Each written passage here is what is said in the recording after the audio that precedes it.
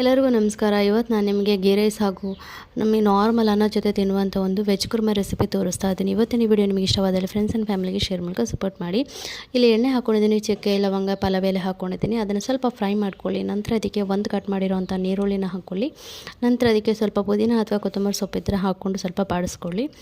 ಈಗ ನೀರುಳ್ಳಿ ಚೆನ್ನಾಗಿ ಬೆಂದಾಗ ಒಂದು 3 ಕಾಯಿ ಮೆಣಸನ್ನು ಹಾಕ್ಕೊಂಡಿದ್ದೀನಿ. ನಿಮಗೆ ಖಾರಕ್ಕೆ ಬೇಕಾದಷ್ಟು ನೋಡಿಕೊಂಡು ನೀವು ಹಾಕ್ಕೊಳ್ಳಿ ಕಾಯಿ ಮೆಣಸನ್ನು. ಈಗ ನಾನು ಸ್ವಲ್ಪ ಶುಂಠಿ ಬೆಳ್ಳುಳ್ಳಿ ಪೇಸ್ಟನ್ನು ಹಾಕ್ಕೊಂಡು ಫ್ರೈ ಮಾಡ್ಕೊಳ್ತಾ ಇದ್ದೀನಿ. ಈಗ ಇದಕ್ಕೆ ಗರಂ ಮಸಾಲ ಹಾಕ್ಕೊಳ್ತಾ ಇದ್ದೀನಿ. ಕೊತ್ತಂಬರಿ ಪುಡಿ 1 ಸ್ಪೂನಷ್ಟು, ಜೀರಿಗೆ ಪುಡಿ ಅರ್ಧ ಸ್ಪೂನಷ್ಟು, ಗರಂ ಮಸಾಲ 1 ಸ್ಪೂನಷ್ಟು, ಹಾಗೆ 1/4 ಸ್ಪೂನಷ್ಟು ಅರಿಶಿನ, ಸ್ವಲ್ಪ ಉಪ್ಪು ಹಾಕಿ ಚೆನ್ನಾಗಿ ಇದನ್ನು ಮಿಕ್ಸ್ ಮಾಡ್ಕೊಳ್ಳಿ.